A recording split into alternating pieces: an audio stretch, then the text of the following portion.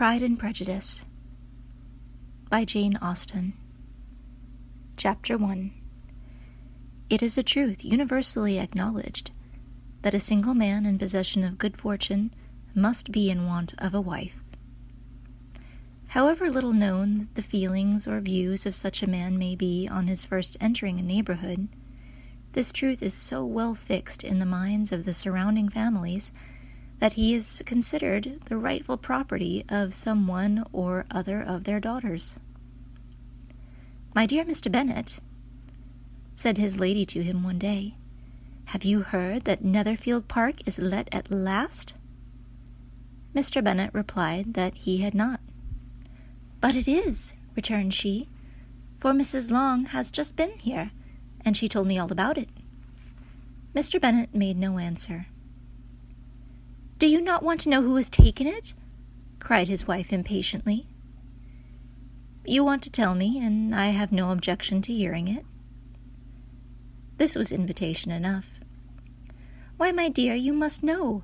Mrs. Long says that Netherfield is taken by a young man of large fortune from the north of England, that he came down on Monday in a chaise and four to see the place, and was so much delighted with it that he agreed with Mr. Norris immediately, that he is to take possession before Michaelmas, and some of his servants are to be in the house by the end of next week."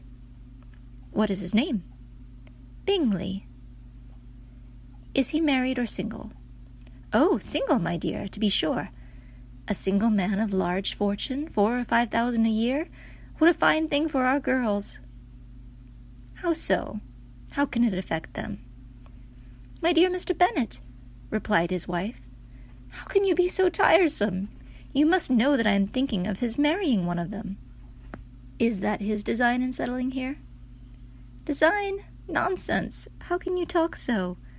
But it is very likely that he may fall in love with one of them, and therefore you must visit him as soon as he comes." "I see no occasion for that. You and the girls may go, or you may send them by themselves, which perhaps will be still better, for you are as handsome as any of them. Mr. Bingley may like you the best of the party." "My dear, you flatter me. I certainly have had my share of beauty, but I do not pretend to be anything extraordinary now. When a woman has 5 grown-up daughters, she ought to give over thinking of her own beauty. In such cases, a woman has not often much beauty to think of. But, my dear, you must indeed go and see Mr. Bingley when he comes into the neighborhood."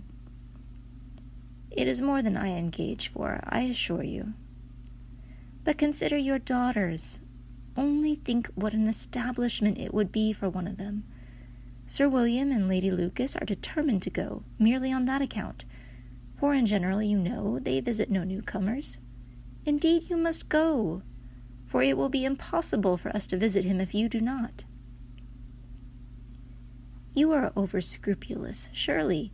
I dare say Mr. Bingley will be very glad to see you, and I will send a few lines by you to assure him of my hearty consent to his marrying whichever he chooses of the girls, though I must throw in a good word for my little Lizzie." "I desire you will do no such thing. Lizzie is not a bit better than the others, and I am sure she is not half so handsome as Jane, nor half so good-humored as Lydia, but you are always giving her the preference." "They have none of them much to recommend them," replied he. "They are all silly and ignorant like other girls, but Lizzie has something more of quickness than her sisters." "Mr. Bennet, how can you abuse your own children in such a way? You take delight in vexing me. You have no compassion for my poor nerves." "You mistake me, my dear. I have a high respect for your nerves. They are my old friends. I have heard you mention them with consideration these last 20 years at least." "Ah, you do not know what I suffer. But I hope you will get over it, and live to see many young men of 4,000 a year come into the neighborhood. It will be no use to us if 20 such should come, since you will not visit them. Depend upon it, my dear, that when there are 20, I will visit them all." Mr. Bennet was so odd a mixture of quick parts, sarcastic humor, reserve, and caprice, that the experience of 23 years had been insufficient to make his wife understand his character. Her mind was less difficult to develop. She was a woman of mean understanding, little information, and uncertain temper. When she was discontented, she fancied herself nervous. The business of her life was to get her daughters married.